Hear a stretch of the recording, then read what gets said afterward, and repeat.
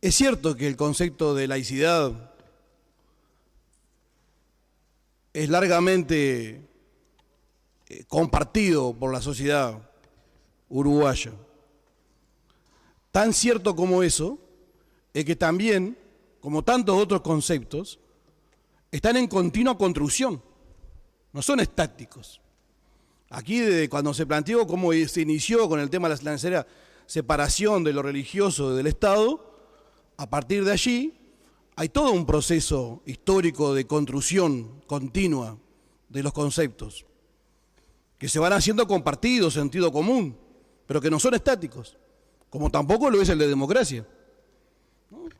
Para muchos de nosotros, la concepción de democracia también está en continua construcción. Tampoco es estática lo que diga la constitución de un país. También está en permanente construcción y cada vez es producto de una determinada correlación de fuerza al momento de votar una constitución o de transformarla o sustituirla total o parcialmente. Siempre está en construcción. Entonces, de ahí los peligros de las rigideces y de querer ponerle corset. Entonces no podemos eludir que en estos momentos se está dando planteo de determinados lugares de establecer consejos de laicidad, que aunque no sea esa la intención, a muchos nos puede sonar mucho más a inquisición que a libertad. Por eso es preocupante y es necesario manifestarnos. También con el concepto de laicidad, hay otros conceptos tan importantes y tan pegados que hay que verlo en su relación con lo de laicidad, no aisladamente. Por supuesto que en nuestro país también tiene mucho que ver con esto el concepto de autonomía de la educación pública de nuestro país. No se lo puede ver despegado. Tampoco se puede ver despegado de la necesaria libertad de cátedra del docente. Tiene que estar relacionado de una forma muy importante estos conceptos. Y hay que ver su evolución, sin miedos. Es más, aquí en esta misma casa están registrados debates de hace 50, 60, 70 años, donde aparecían estos conceptos, donde se discutía de aquí, de esta casa, sobre la educación, la posible o no educación sexual necesaria en nuestra enseñanza. Y también aparecían conceptos muy primitivos que lamentablemente se siguen repitiendo con respecto a esto. Y querer decir y hacer enfoque de qué es lo que debe estar o no en un libro, más allá de la necesaria validación que tiene que haber, como siempre, por parte de las autoridades correspondientes, cuando se va a recomendar o se va a aprobar un texto para uso en la enseñanza pública. Y para citar pedagogos, pensadores con respecto a la educación, y saltearme, no citar a nadie de origen marxista, para que no se le ponga, se erice nadie, ni la sensibilidad se le brote. Alguien citaba acá a Freire, un educador, pedagogo brasileño, de concepción cristiana, donde hablaba continuamente del carácter político de la educación. Y para contrariar a esto, hay que tener una visión muy primitiva, la cosa muy elemental, para asimilar esa concepción del carácter político de la educación de la que hablaba Freire con adoctrinamiento o el hecho de educar de una manera sectaria o intentando encorsetar una concepción política partidaria. Y sin embargo, todo el tiempo Freire hablaba del carácter, de la importancia que tiene el carácter político de la educación, esencialmente político.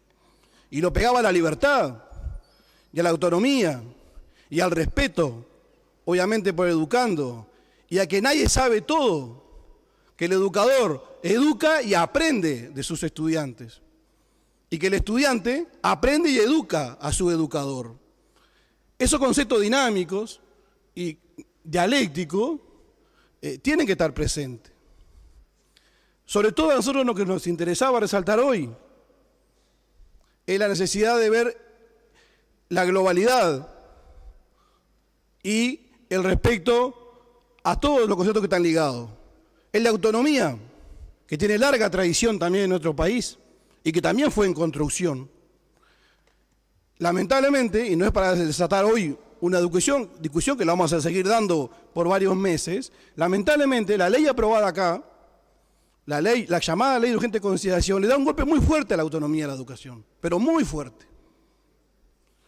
Por la injerencia que pone desde el Ministerio de Cultura, por la injerencia que le da a la educación privada y también por las limitaciones al eliminar los consejos de educación primaria, secundaria, UTU, poniendo en su lugar gerentes llamados directores de educación, pero son gerentes.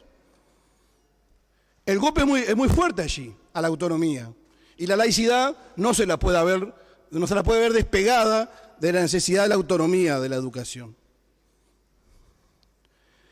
Por lo tanto, a nosotros nos parece por demás interesante poder debatir estos temas. Por demás. Nosotros fuimos hace muchos años organizadores en nuestro departamento de un debate sobre la laicidad. Éramos ediles de la Junta Departamental. Y se planteó, y el debate lo hicimos en un lugar público, en el Ateneo del Salto, donde los que debatían allí eran un sacerdote de muy alto nivel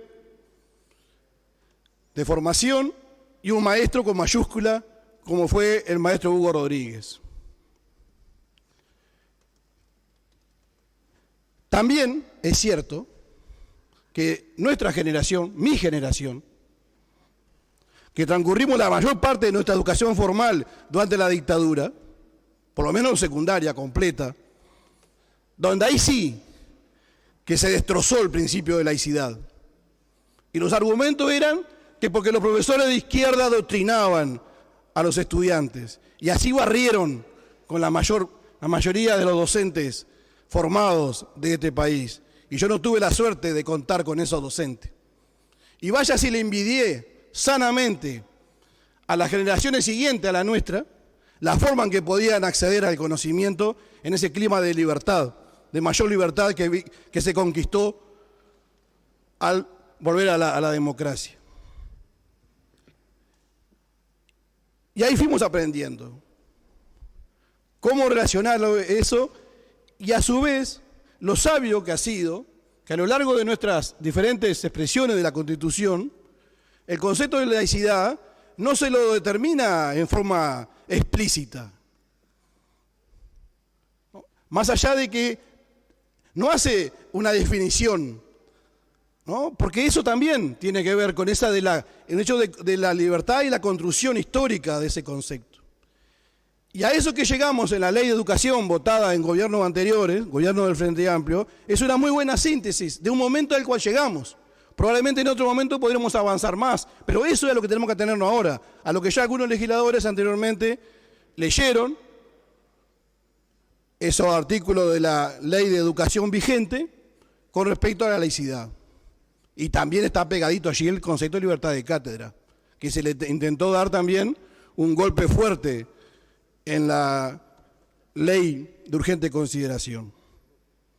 Por lo tanto, nosotros aquí lo que queremos manifestar es resaltar la importancia del tema, resaltar los avances que ha tenido en nuestra sociedad, resaltar la historia de la educación pública en nuestro país, que tiene mucho que ver con el concepto de laicidad, pero también tiene que ver con el concepto de obligatoriedad y de gratuidad, y también tiene que ver con el concepto de autonomía y de participación, que este país a lo largo de su historia supo ir construyendo desde participación en la educación pública de todos aquellos involucrados y que lamentablemente, debemos reiterar, esta ley de urgente consideración le da un golpe tremendo a la participación también en la educación pública. Por lo tanto, queremos terminar expresando nuestro rechazo a cualquier intento de consejos que tengan que ver con realmente otros intentos que decíamos tienen mucho más que ver con otras cosas que mucho menos con la libertad. Entonces, respetar a la autonomía, profundizar en los conceptos democráticos que tienen que ver con la educación pública, eso no va a hacer mucho bien. Gracias, señor presidente, es lo que queríamos expresar.